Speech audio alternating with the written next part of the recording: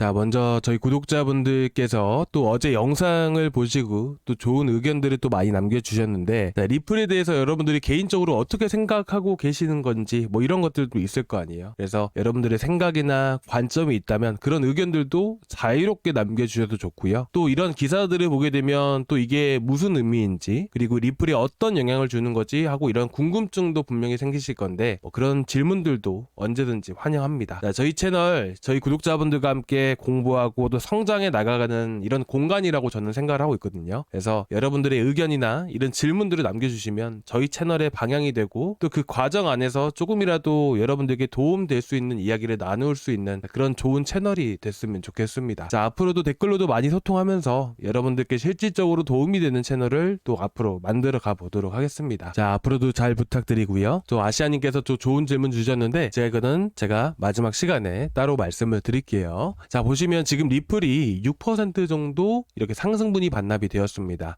뭐 기술적 분석은 저희 구독자분들도 너무 잘 하시겠지만, 지금 쉽게 말씀을 드리면 이렇습니다. 자, 오늘 하루, 오늘 지금 현재 시간이 11시 48분인데요. 11시 48분부터 어제 11시 48분까지 터진 거래 대금이 4,450억 정도가 되는 겁니다. 그쵸? 근데 이 정도 거래 대금이면요, 지금 앞에서 터진 거래 대금과 이 거래량과 비교를 해봤을 때 지금 어떻게 보면 이 위쪽에는 이만큼의 거래량이 터진 만큼 상당한 매물이, 그만큼의 매물이라는 게 많이 포진되어 있는 위치예요. 그렇기 때문에 이 구간은 강한 저항으로 이렇게 역할을 해줄 수밖에 없기 때문에 현 시점에서 상승분이 일부 반납되는 상황이 자연스럽게 만들어질 수밖에 없는 겁니다. IPO 실패, IPO와 관련된 얘기들이 또 많이 나와서 말씀을 드리는 거지만, 이런 것들이 절대로 악재로 작용하기는 어렵습니다. 여러분들, 기업에 돈이 많게 되면요, 증시에 굳이 상장할 필요가 없어요. 아시겠죠?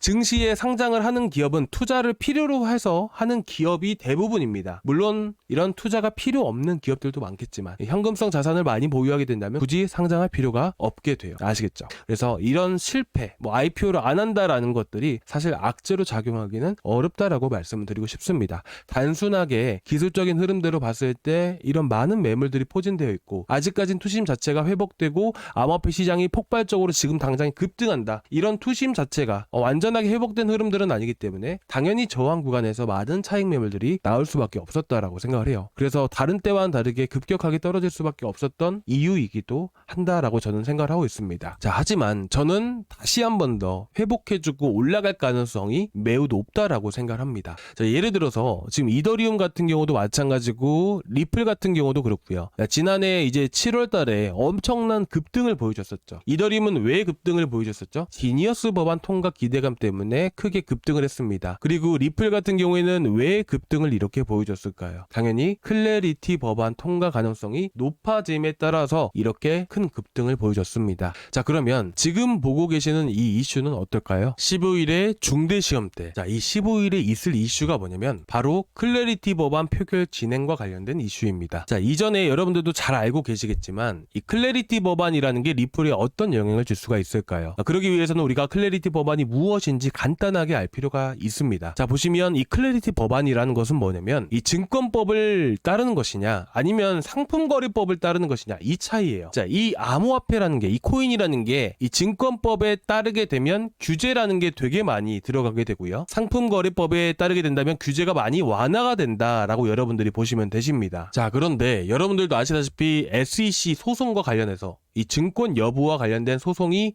이미 거의 끝난 거나 마찬가지잖아요. 그렇죠? 그러면 이 클래리티 법안이 통과된다고 해서 리플은 증권이 아니기 때문에 리플에게는 큰 이슈가 되지 않겠구나라고 생각을 하시는 분들도 계실 거예요. 근데 저는 좀 다르게 생각을 하고 있습니다. 어떻게 영향을 미치게 되냐? 바로 이 소송과 관련해서가 문제가 아니고, 현재 리플이 계속 밀고 있는 사업이 뭐예요? 리플이라는 게 어떻게 보면 공급량이 제한되어 있는 거 여러분들도 알고 계시죠? 그러면 이 공급량이 제한되어 있는 상태 안에서 리플이라는 게 결국 몇 년이 지나도록 적점을 이탈한 게 아니라 저점을 계속해서 높여갈 수 있었던 이유가 뭐냐면 공급량이 계속해서 줄어들기 때문이에요. 공급량이 제한된 거 안에서 리플을 계속 쓰면 쓸수록 어떻게 돼요? 소각량이라는 게 늘어날 수밖에 없습니다. 소각량이 늘어난다는 건 뭐예요? 공급량 자체가 자체가 엄청 준다는 얘기잖아요. 그럼 어떻게 됩니까? 리플의 가치가 계속해서 올라갈 수밖에 없는 거예요. 그래서 여러분들이 리플 차트를요, 몇 년치를 쭉 확대해서 보시면 어느 구간 안에서 계속 지지를 해주고 있는 게 보입니다. 비트코인도 마찬가지로 어떻게 됩니까? 뭐 비트코인과 비교할 건 아니지만서도 저점을 계속 갱신해 가면서 떨어진 적이 있나요? 아니에요. 저점은 항상 유지를 해주고 항상 우상향에 갑니다. 그게 어떻게 만들어지는 거냐면 공급량에 따라서 만들어지는 거예요. 그러면 이 스위프트 국제송금 결제 계속해서 활용을 한다는 것은 리플을 쓰고 있다는 거예요. 쓰게 되면 어떻게 돼요? 수수료가 발생되겠죠. 수수료가 발생되면 어떻게 돼요? 소각량이 증가를 하겠죠. 근데 수수료가 거의 0원에 가깝다는 거 여러분들 아시죠? 근데 이 사용량이라는 게 엄청나게 기하급수적으로 증가하게 되면 어떻게 돼요? 수수료가 아무리 싸도요, 소각량이 한 번 할 때 아무리 낮아도 이 사용량이 증가를 하게 되면 그만큼 소각량도 증가할 수밖에 없는 거예요. 그래서 여기서 얘기하고 있는 게 뭐예요? 스위프트 점유율이 1%만 확보해도 리플이 이렇게 급등할 수 있다라는 얘기가 그래서 나온 겁니다. 그래서 저는 이 클래리티 법안이라는 게 지금으로서 가장 중요한 리플의 이슈가 될 수 있다라고 생각을 합니다. 자, 그래서 여러분들도 이 15일에 클래리티 법안의 이 상원에서 이 상원 법안 표결이 진행되는데 무조건 100% 통과가 되진 않겠지만서도 그래도 여러분들이 관심 갖고 보시면 좋을 이슈라서 이렇게 한번 소개를 해드린 것이고요. 자, 여기까지 보셨을 때 조금이라도 도움 되셨을까요? 조금이나마 도움되셨다면 구독과 좋아요 한 번씩 부탁드려도 될까요? 자, 구독과 좋아요, 전체 알람 설정까지 꼭 부탁드리도록 하겠습니다. 자, 그리고 이제 지금 시장 보시면 아시겠지만 여러분들 지금 제가 어저께도 그렇고 계속 단타를 해야 됩니다 라고 말씀을 드렸잖아요. 이 토탈3라고 하는 게 뭐냐면 전체 알트코인 있죠. 전체 알트코인에 대한 흐름을 나타내는 거예요. 그래서 지금 보시다시피 바닥에서부터 찍고 크게 올라왔죠. 근데 대부분 급등한 코인들도 많이 있지만 급등하지 못했던 코인들도 있어요. 보통 이런 식으로 토탈3라는 차트가 올라가게 되면요, 가장 먼저 같이 움직이는 게 있다면 이 밈코인이에요. 그래서 최근에 봉크 많이 올라간 거 기억나시죠? 그죠? 그리고 두 번째로는 김치코인들이 움직이기 시작을 하게 되는 것인데, 중요한 건 뭐냐면 김치코인이 안 좋다, 뭐 한다, 하지 마라, 이런 의미가 아니고요. 보통은 키 맞추기, 여러분들 한번 들어보셨을 거예요. 키 맞추기 형식으로 해서 올라가지 않았던 코인들이 이런 흐름들을 똑같이 맞춰가기 위해서 급등이라는 게 많이 나오게 됩니다. 그래서 마지막 타자는 김치코인이고 국내 거래 비중이 높은 코인들인 건데, 그런 코인들이 현재 보시다시피 급등이 계속해서 나와주고 있고요. 이런 흐름들이라는 게 이 박스권 안에서 지금 토탈3가 떨어졌다라고 해서 이런 코인들이 모두 급락을 보이고 이렇게 안 올라간다라는 게 아니라, 이런 박스권 안에서는 알트코인으로 많은 자금들이 쏠리기 때문에 이 횡보하는 구간들 안에서 대부분 어떤 코인들이 움직인다? 아직까지 올라가지 않는 코인들이 많이 움직이게 됩니다. 그래서 지금 이 시기 꼭 놓치시지 않으셨으면 좋겠어서 제가 다시 한 번 더 말씀을 드리는 거고요. 어떤 코인을 매매해야 될지 어렵다라고 하시면 이제 저희 구독자방도 같이 참고해서 보시면 좋으실 것 같아요. 뭐 리플에 대한 뭐 매수 타점, 매도 타점뿐만 아니라 전체적인 리플의 이런 온체인 데이터들도 같이 공유해 드리고 있고, 그리고 이제 모스코인 같은 경우도 그저께 저녁에 나갔었잖아요. 그렇죠?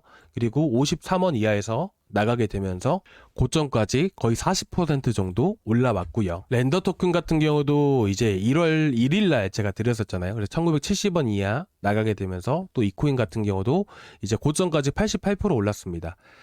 이제 3, 4일 전에 제가 매도 사인을 드려가지고 한 60긴 했지만서도 이렇게 급등 가능한 코인들 위주로 해서 많이 드리고 있어요. 그래서 여러분들이 혹시나 어떤 걸 매매해야 될지 어렵다라고 하시면 한번 들어오셔서 한번 지켜봐 보세요. 대부분 이제 펌핑이 나올 수 있는 코인들 위주로 해서 많이 드리고 있고, 이렇게 단순하게 추천만 드리는 게 아니고요. 보시다시피 이렇게 매수 타점 잡아드리면서 어젯밤에 이제 트리하우스 올라간 거 기억나시죠? 이렇게 매도 사인도 같이 드리고 있습니다. 솔직히 추천만 드리면 뭐 누구나 다 할 수 있겠죠. 근데 이제 매도 사인이라는 게, 매도하는 게 제일 중요하잖아요. 그래야 수익이라는 게 확정이 되니까요.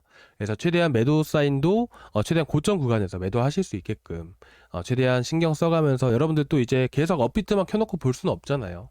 그래서 제가 어차피 저는 컴퓨터 앞에 계속 앉아 있기 때문에 뭐 운동하는 시간 빼보면 이제 제가 계속 모니터링 하고 있기 때문에 매수 타점, 매도 타점 다 잡아드리고 있으니까 지금 이 시기 놓치지 않으셨으면 좋겠습니다.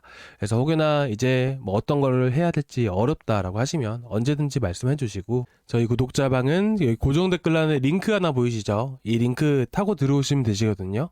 이 링크를 클릭을 하시면 이 페이지가 나오게 되는데, 여기서 실시간 소통방 입장 이거 하나만 눌러주시면 되세요.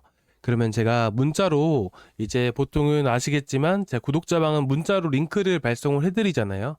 그러면 그 링크를 타고 들어오시면 지금 보고 계시는 저희 구독자방에 바로 입장이 가능하십니다. 들어오셔가지고 제가 보통 아침에 여러분들께 이제 구독자방에다가 추천을 드리잖아요. 아침 8시에서 8시 반 정도 사이, 뭐 빠르면 한 7시 정도에 드리는 경우도 있습니다. 그래서 제가 뭐 저녁 시간이든 뭐든 상관없이 최대한 아침에, 내일 아침에도 드릴 거니까 이제 아침에 놓치지 않게끔 바로바로 드릴 거니까 문자 확인 한 번씩만 해주세요. 간혹 가다가 연락을 기다리신 분들이 계시는데 연락을 드리지는 않습니다. 저도 이제 답변 드리고 관리하고 있는 분들이 꽤나 많으셔가지고 문자로 보내드리고 있으니까 핸드폰 확인만 한 번씩 해주세요. 바로 보는 대로 해서 보내드리도록 하겠습니다. 자, 그리고 이제 마지막으로 아시아님 말씀해주신 거 답변 좀 드릴 건데, 예를 들면 100원에서 매수를 했는데 10,000원이 됐다. 가만히 지갑에다가 넣어두었다가 올랐으니까 팔면 되는 건가? 뭐 이렇게 말씀을 해주셨는데, 쉽게 보시면 됩니다. 이 지갑에서도 매도가 가능한데요. 이 지갑에서도 매도가 가능하다라고 말씀드렸잖아요. 근데 이 지갑에 이 거래량이라는 게 있어야 돼요. 자, 보시면 김신호님께서도 말씀하셨던 게 장외 거래를 계속 하다 보니까 가격은 장외 거래를 계속 하다 보니까 거래소의 가격은 폭등이 안 나옵니다. 라고 했잖아요. 자, 보시면 이거는 CEX. 자, 장외 거래소라는 게 뭐냐면 탈중앙화 거래소예요. 현재 보고 계시는 CEX는 중앙화 거래소이고요. DEX는 탈중앙화 거래소. 이게 바로 장외 거래입니다. 근데 보시면 어떤가요? 자, 현재 지금 거래량 기준으로 여러분들이 보셨을 때, 자, 보시면 거래량이라는 게 언뜻 보기만 해도 지금 보시는 덱스랑, 그쵸? 이 덱스랑 그리고 이 CEX 거래량이랑 비교를 해봤을 때 월등하게 차이가 많이 나죠. 제가 하고 싶은 말은 뭐냐면, 지금 아시아님께서 말씀해주신 대로 현재 쓰고 계시는 지갑의 거래량이라는 게 많아지게 되면, 누군가 살 수 있는 사람이 있다면 그 지갑을 통해서 거래를 하시면 되세요. 근데 대부분 우리가 거래소에다가 매도를 하는 이유가 뭐냐면, 예를 들면 업비트 같은 경우는 김치 프리미엄이라는 게 붙게 되잖아요. 그러면 보통 아시아님께서 지갑에서 뭐 리플을 현재가 뭐 3,165원, 3,200원 이랬는데, 이제 현재 예를 들어서 지갑에서 3,100원에 사셨어요. 업비트에다 파시면 3,165원에 파실 수가 있는 거예요. 그런 식으로 하다 보니까 또 이제 거래소에다가 많이 매도를 하시는 분들도 많이 계시고요. 그래서 쉽게 보시면 됩니다. 이제 지갑을 통해서 매도가 가능하다. 이렇게 한 번 더 말씀을 드릴게요. 혹여나 제 말이 제가 좀 어렵게 설명을 했거나 그러면 다시 한 번 더 질문 주세요. 제가 댓글에다가 답변 바로바로 달아드릴게요. 아시겠죠? 자, 오늘 여기까지 준비했는데 조금이나마 도움되셨다면 구독과 좋아요 한 번씩 부탁드리고요. 다음 시간에 또 뵙도록 하겠습니다. 감사합니다.